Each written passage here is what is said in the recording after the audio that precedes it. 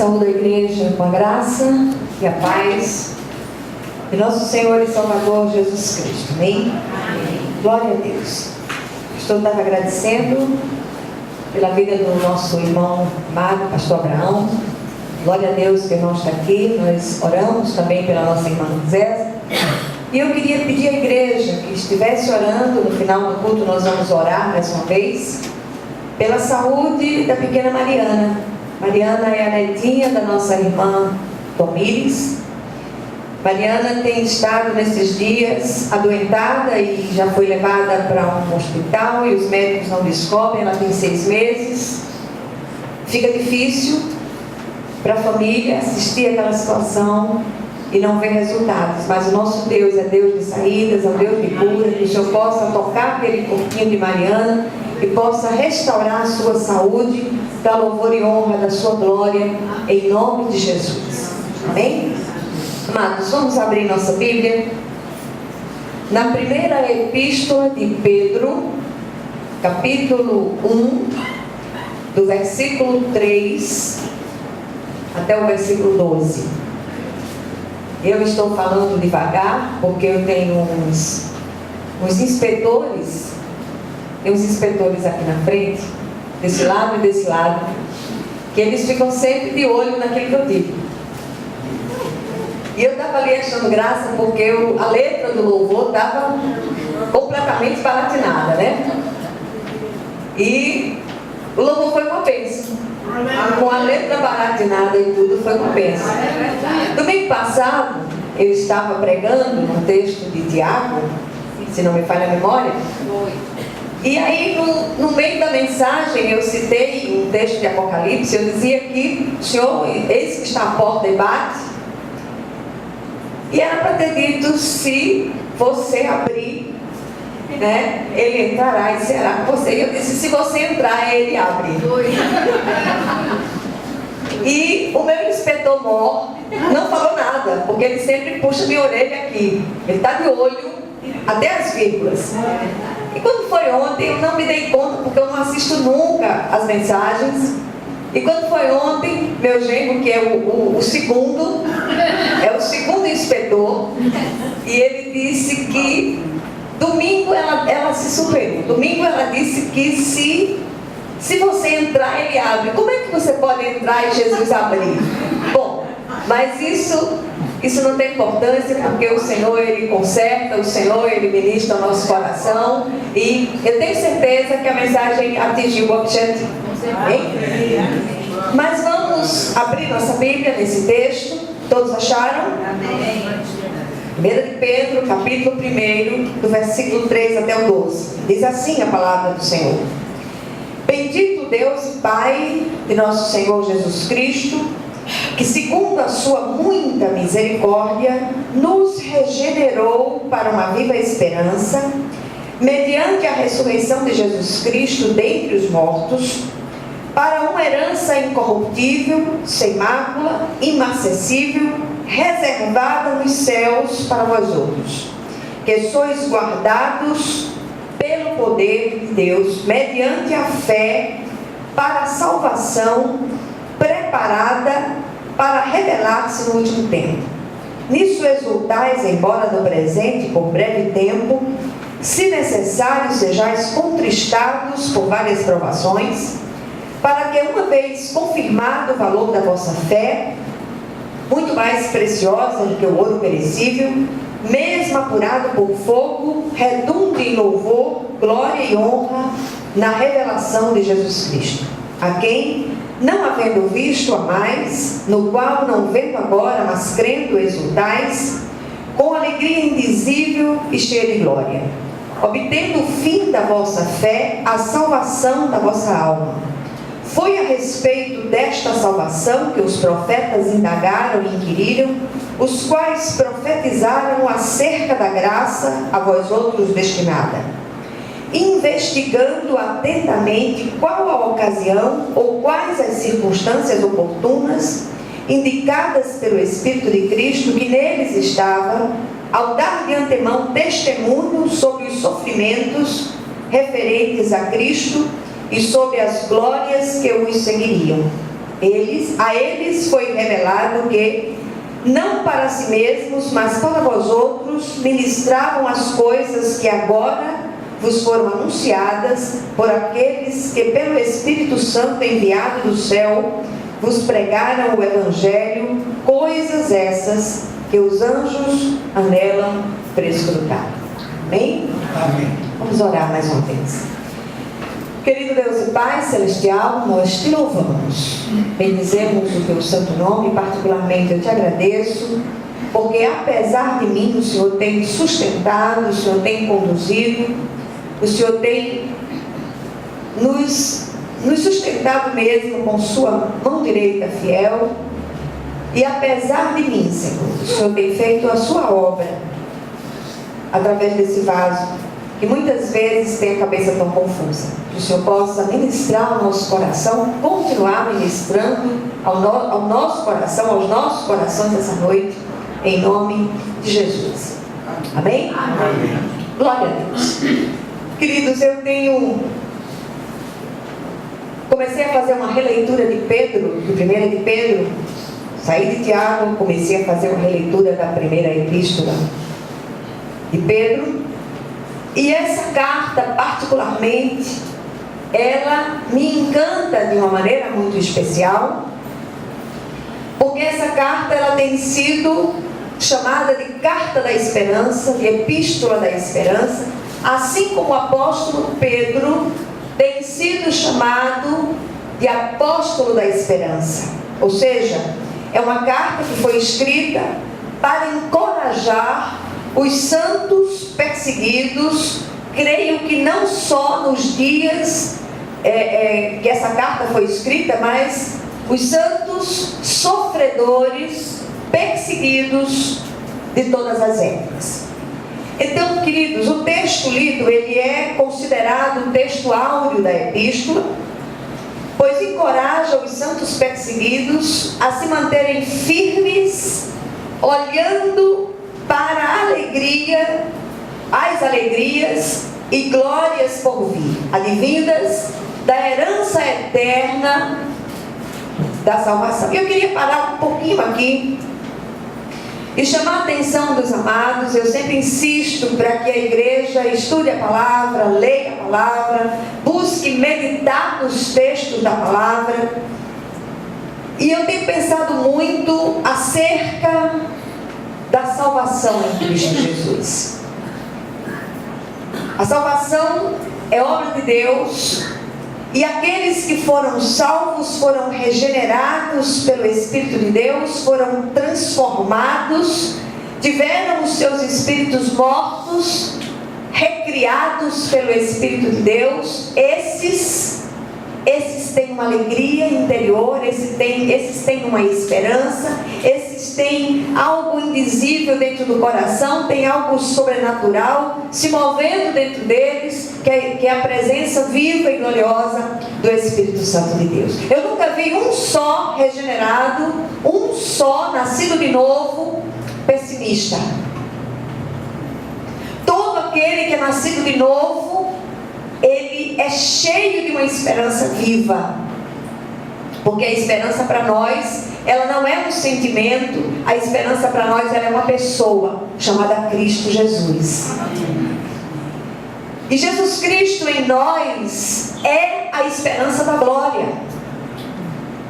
Então nós todos estamos atravessando momentos difíceis, momentos de enfermidade, estreitos relacionais, coisas difíceis, perseguições. A igreja tem passado por perseguições, principalmente nos lugares, principalmente no Oriente, onde a igreja tem sido assolada, perseguida, cristãos mortos, igrejas inteiras incendiadas pelo crime de ser cristão.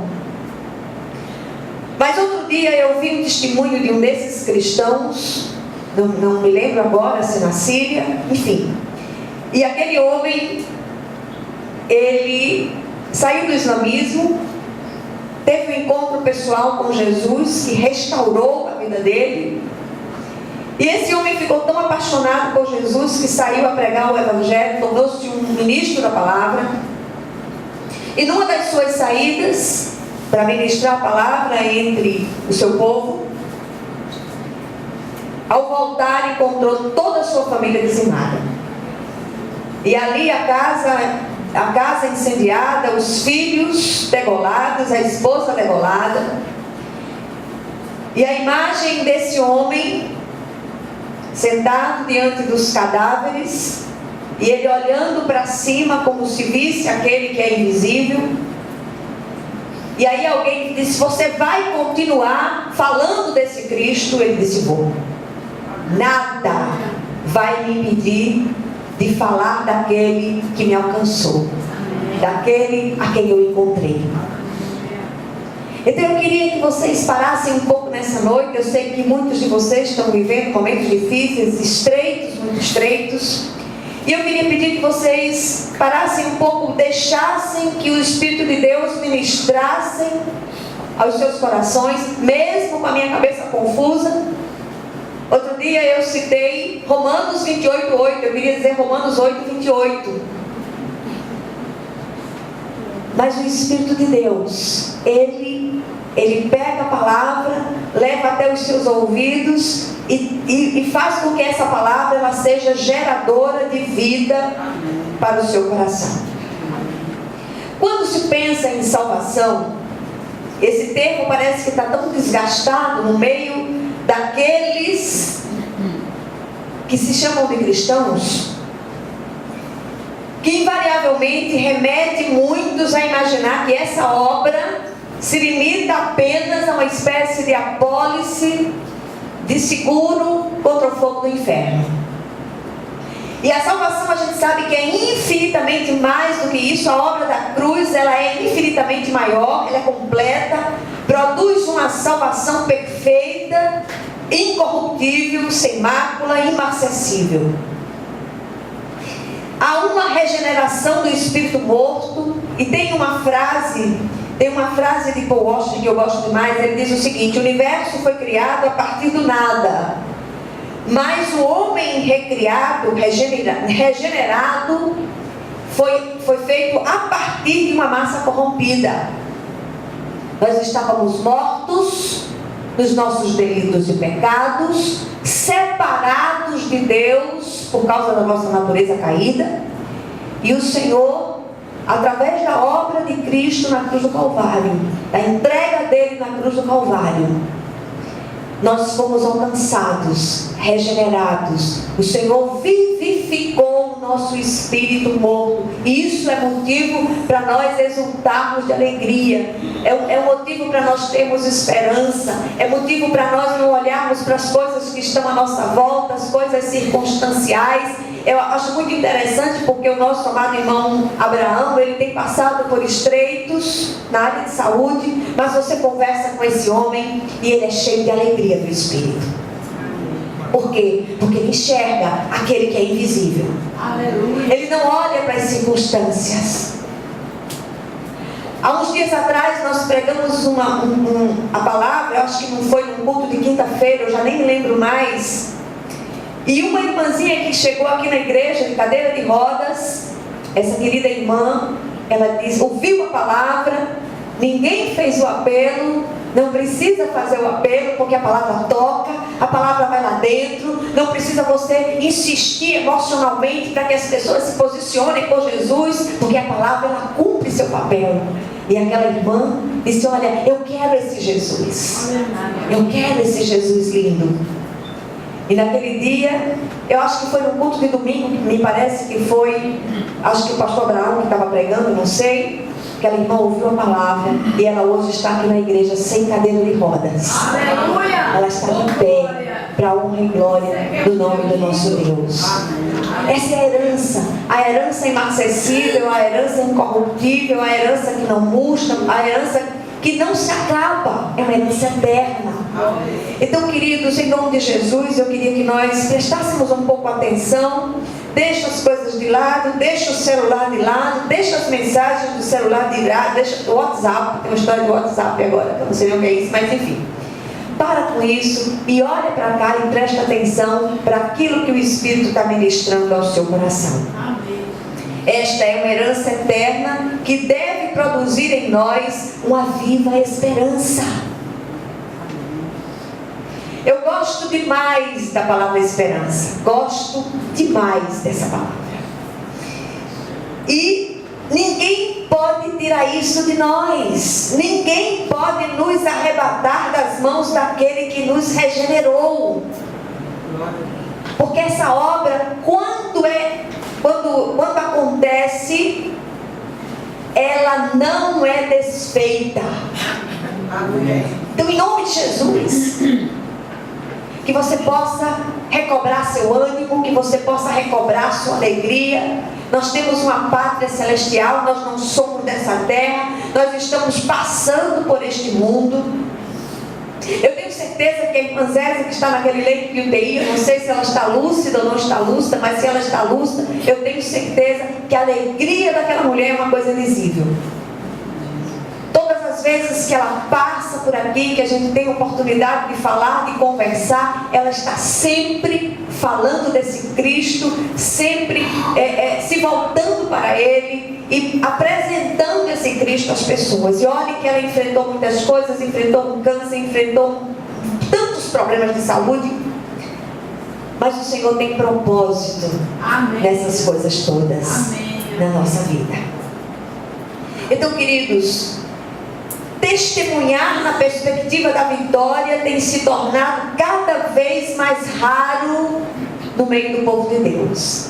Muitas vezes a gente está passando por um estreito tão grande e as pessoas olham assim e dizem: puxa vida, aquela pessoa está passando por essa situação. O irmão Abraão é um pastor, por que ele está passando por essa coisa toda?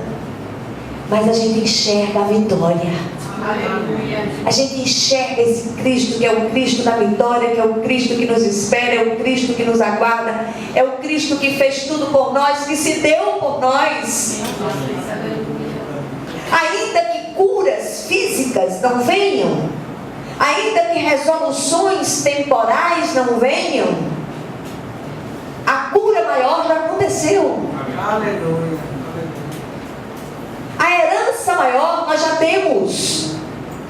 Então, queridos, em nome de Jesus, que o Senhor Ele possa nos levantar, nos animar. É comum as pessoas aguardarem até o momento da chegada da bênção, para se ela chegar, então falar no assunto. E tem uma coisa muito curiosa no meio do povo de Deus, que tem umas superstições gospel. Já ouviram falar nisso? Tem tanta coisa gospel que é um negócio sério. Mas a tal da superstição é uma coisa impressionante. Olha, eu não posso falar dessa bênção, senão o diabo escuta e vai roubar minha bênção. O diabo tem poder para isso não, meus amados. Se Deus, a bênção que Deus tem para você, o cão pode se andar do jeito que ele quiser, o Senhor vai trazer essa bênção. Vai derrubar capeta de todo tamanho e vai pegar essa bênção e vai botar na sua mão. Aleluia. Amém? Em nome de Jesus. Outro dia eu ouvi uma frase notável daquele moço que é evangelista e é palestrante motivacional. Não sei muito bem como é que pronuncia, depois eu vou levar um puxão de orelha, mas eu vou dizer, tá certo? É Nick Vujicic, é isso? É isso mesmo. Bom, tudo bem. Lá vai. Esse rapaz, ele me inspira demais. E ele disse o seguinte: se o meu milagre não veio, que eu seja um milagre para as outras pessoas. Amém. É impressionante isso. Você olhar para alguém que é servo de Deus, é servo fiel, está ali no caminho, está fazendo a obra de Deus de alguma maneira, porque de um jeito ou de outro nós fazemos a obra de Deus e ainda assim nós atravessamos estreitos. Mas a alegria do Senhor é a nossa força. Aquela alegria que é invisível, aquela alegria que está no nosso coração. Nem sempre os caminhos que nós percorremos enquanto servos são lineares. Há subidas e descidas, há estreitos. Há momentos que as curvas do caminho, elas são tão íngremes que quase que seus pés resvalam, mas você passa, tem estreito tão estreito que você tem que passar de lado. Mas você tem humor, você tem fé para atravessar esses estreitos e você tem certeza que o seu Deus reina em nome de Jesus. Então, essa fé manifesta pelo Nick é a fé do tipo ainda que. manifestada pelo profeta Abacuque, capítulo 3, do versículo 17 a 19, ele diz assim, na linguagem da NVI: mesmo não florescendo a figueira, não havendo uvas nas videiras, mesmo falhando a safra de azeitonas, não havendo produção de alimentos nas lavouras, nem ovelhas no curral, nem bois nos estábulos, ainda assim eu exultarei no Senhor e me alegrarei no Deus da minha salvação. O Senhor soberano é a minha força. Ele faz os meus pés como os do cervo, ele me habilita a andar em lugares altos. Amém?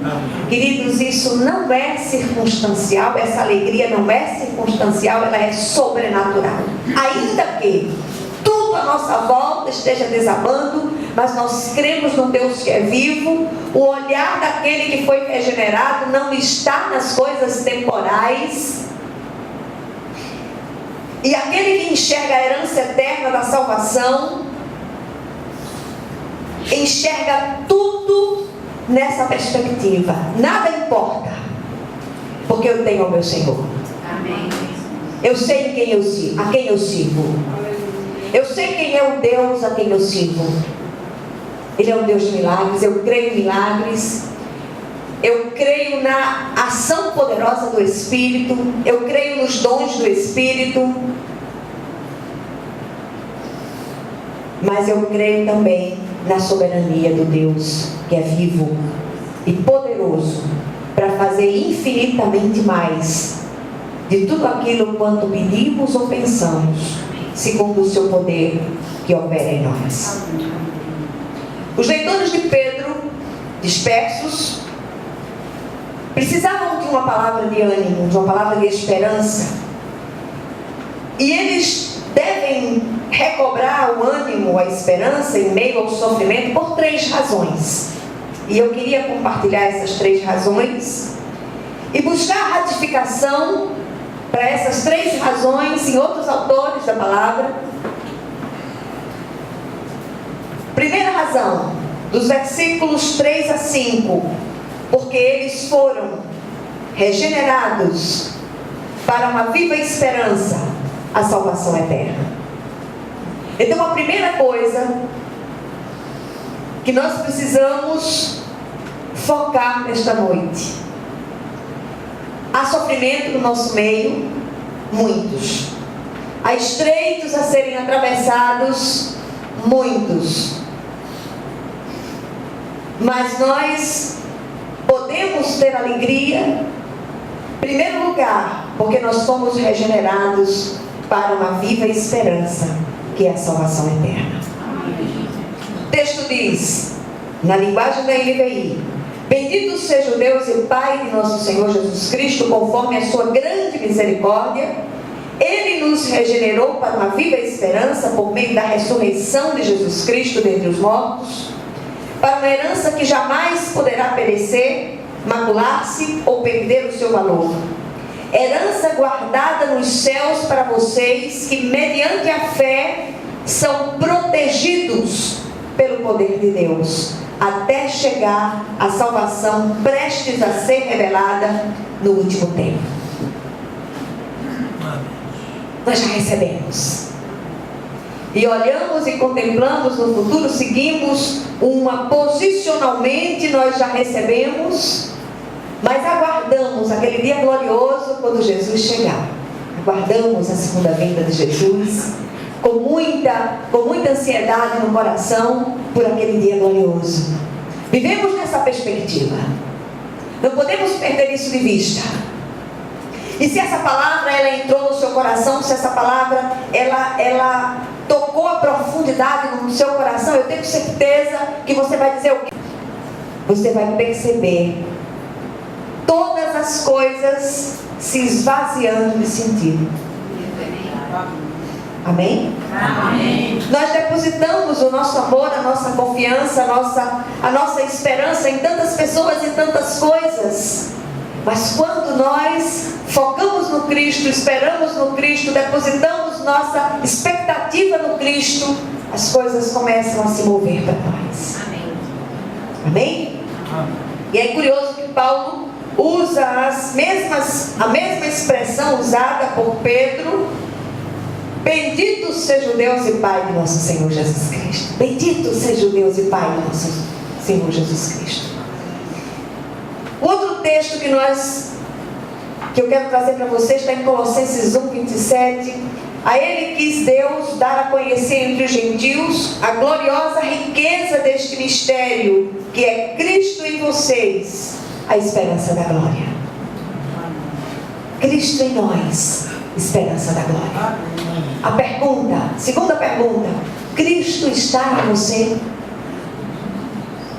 Cristo está no seu coração ao ponto de você ser visitada com desapegos? Eu vi uma coisa muito curiosa esta semana. Eu recebi muitas sacolas de uma senhora que faleceu. E tinha o quê? Tinha umas 10 ou 15 sacolas de muitas coisas. E eu olhando para aquelas sacolas, separando para as comunidades, e eu pensando, Jesus, a gente se apega tanto a tantas coisas, roupas, sapatos, bolsas de festa, isso, aquilo outro. A ideia que passava é que aquelas coisas todas foram arrancadas do armário daquela mulher, colocadas em sacos de lixo e tiradas ali de dentro para serem dadas. E nós nos apegamos tanto a tantas coisas. Não, esse vestido você não vai vestir. Essa roupa não, eu não empresto, essa bolsa, esse sapato. E se o Senhor pedir hoje a sua alma, o que você tem ajuntado tão avidamente, para quem será? Outro dia eu estava conversando com uma moça, eu dizia, olha, você não tem herdeiros. E por que você não deixa essas suas coisas, já faz um testamento e deixa essas suas coisas? Não, de jeito nenhum, quem quiser que brigue. O que temos ajuntado tão avidamente, para quem será? Quantos são os anos de uma pessoa sobre a terra? 10, 15, 20, 30, 80, 70, 90, 100. Tempo fugaz. Porque a nossa vida é na eternidade. Nós estamos indo para a pátria celestial, somos peregrinos e forasteiros em terra alheia. Brigamos por tanta coisa, arengamos, como nós dizemos aqui, por tantas coisas. E no final das coisas, tudo vai ficar. Separei as sacolas, estão todas esperando para irem para as comunidades. Que o Senhor nos ajude a ter equilíbrio e discernimento para enxergar essas coisas. O outro texto que eu quero trazer está em Tito, capítulo 3, versículos de 5 a 7, diz assim: não por causa de atos de justiça por nós praticados, mas devido à sua misericórdia, Ele nos salvou pelo lavar regenerador e renovador do Espírito Santo que Ele derramou sobre nós generosamente por meio de Jesus Cristo, nosso Salvador. Ele o fez a fim de que, justificados por sua graça, nos tornemos seus herdeiros, tendo a esperança da vida eterna. Aleluia! Será que nós valorizamos isso ou nós olhamos para as coisas espirituais com fastio de Deus? Eu tenho percebido que no meio do povo de Deus tem tantos eventos nas comunidades, tem tantas coisas, tem tantos seminários, isso, aquilo outro, que as pessoas não têm tempo de parar e meditar na santa palavra de Deus. Glorificar esse Deus Santo através da leitura e da prática da palavra no dia a dia. O Senhor diz assim: conhecereis a verdade. Deixa eu ver se eu vou dizer certinho, viu, Tião? E conhecereis a verdade, e a verdade vos libertará. Todos os dias Quando nós abrimos essa palavra de vida eterna, nós passamos por uma libertação. Amém. Todos os dias. Então, queridos, em João, capítulo 10, versículos 28 e 29, gosto demais desse texto. Jesus diz o seguinte: eu lhes dou a vida eterna, e elas jamais perecerão, ninguém as poderá arrancar da minha mão. Meu Pai que as deu para mim é maior do que todos, ninguém as pode arrancar da mão de meu Pai. Olha essa certeza absoluta desse agir de Deus, daquele sacrifício da cruz do Calvário, foi único e suficiente, diferentemente dos sacrifícios do passado. Cordeiro de Deus que foi imolado para que você tivesse vida e vida em abundância. Ele morreu no seu lugar, aquela morte era nossa, mas Jesus foi e morreu no nosso lugar, para que nós pudéssemos ser vivificados, transformados. Alegremos-nos com essa verdade. Regozijemo-nos com essa verdade. Nunca vi tanto crente abatido, tanto crente olhando para o chão, olhando para baixo, derrotado. Crente em Jesus Cristo precisa andar em vitória. Amém. E não é vitória das coisas temporais apenas, é vitória porque ele sabe o que espera por ele lá na frente. Ele sabe em quem crê.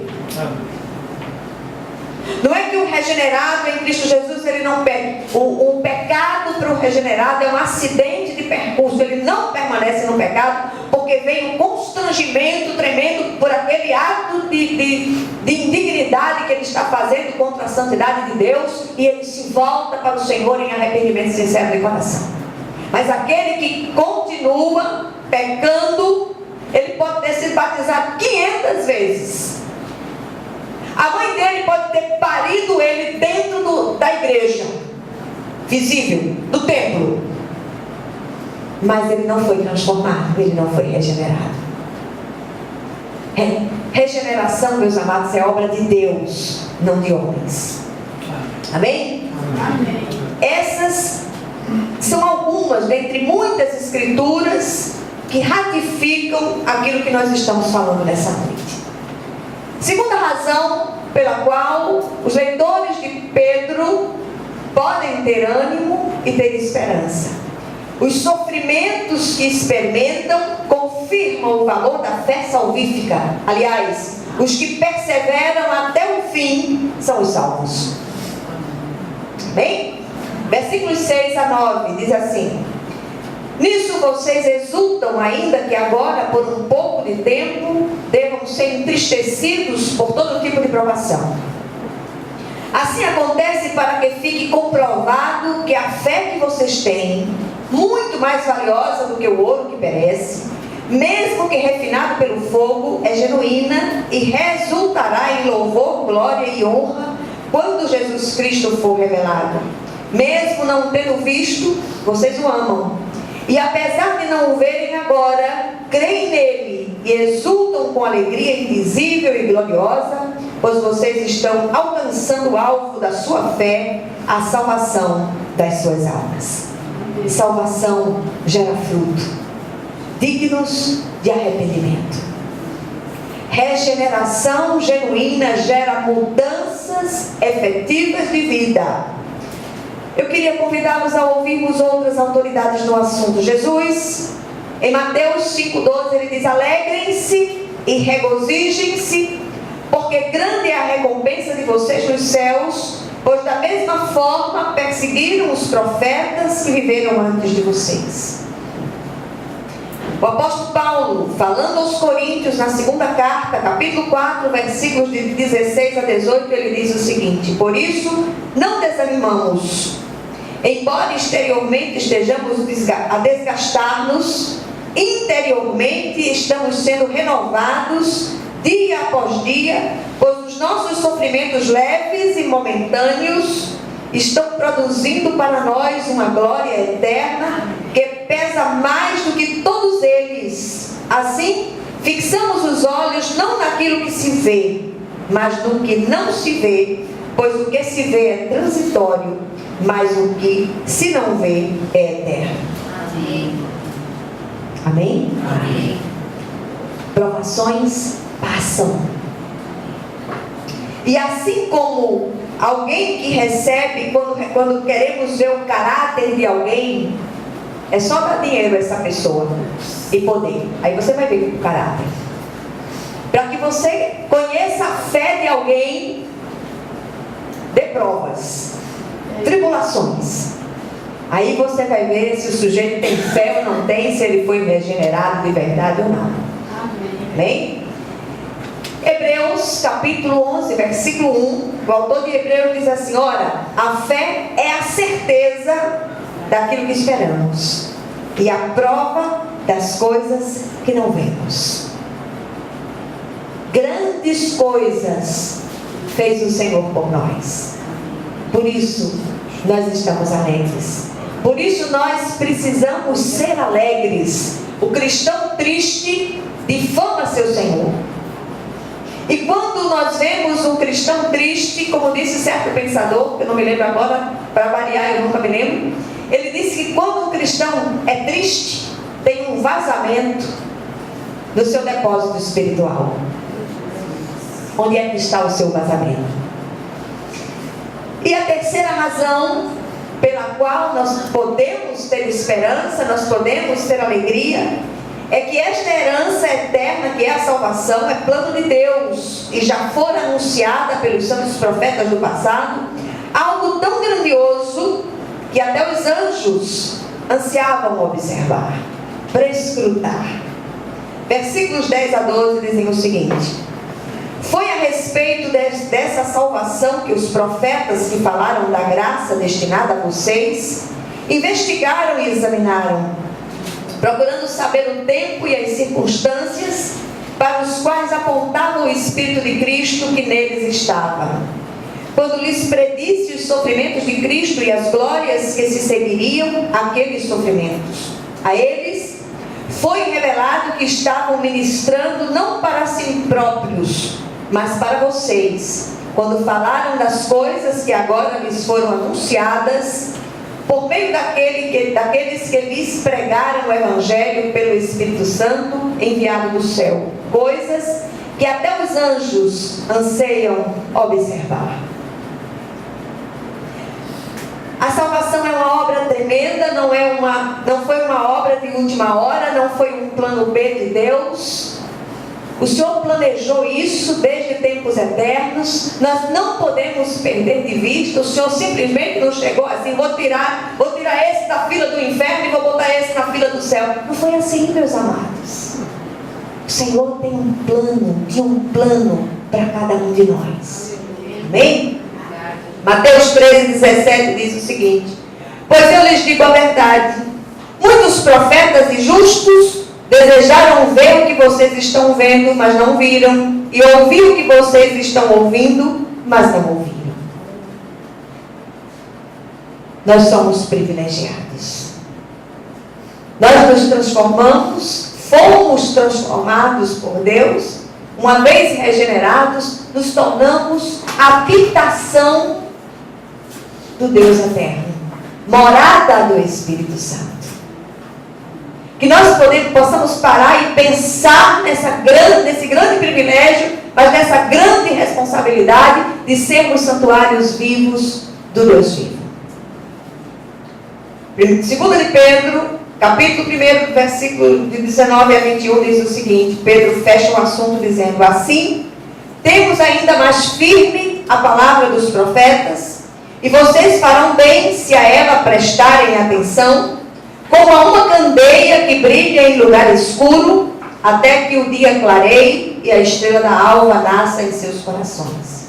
Antes de mais nada, saibam que nenhuma profecia das Escrituras provém de interpretação pessoal, pois jamais a profecia teve origem na vontade humana, mas homens falaram da parte de Deus, impelidos pelo Espírito Santo de Deus.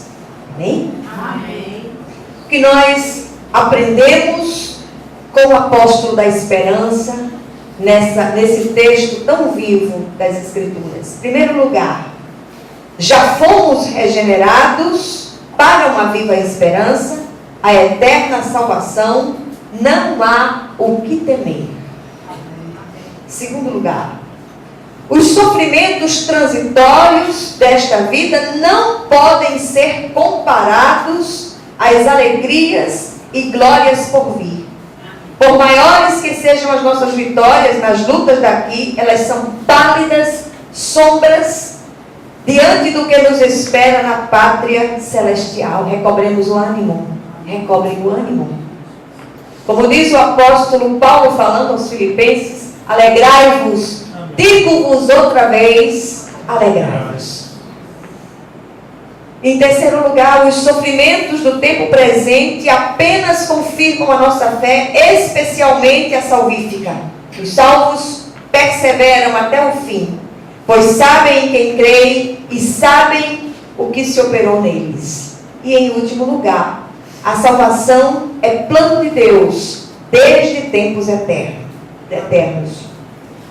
Tudo foi cuidadosamente preparado por um Deus santo, misericordioso, gracioso e soberano, que nos amou primeiro e nos escolheu nele antes da fundação do mundo. Algo tão grandioso, tão portentoso, que até os seres celestiais ficaram maravilhados.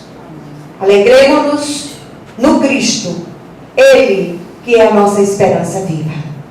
Que o Senhor Ele possa aplicar essa palavra ao seu coração, que você possa experimentar essa alegria indizível que o Senhor derramou sobre a sua vida, e que você possa ter, pelos olhos da fé espirituais, se alegrar na perspectiva da sua vitória, em nome de Jesus.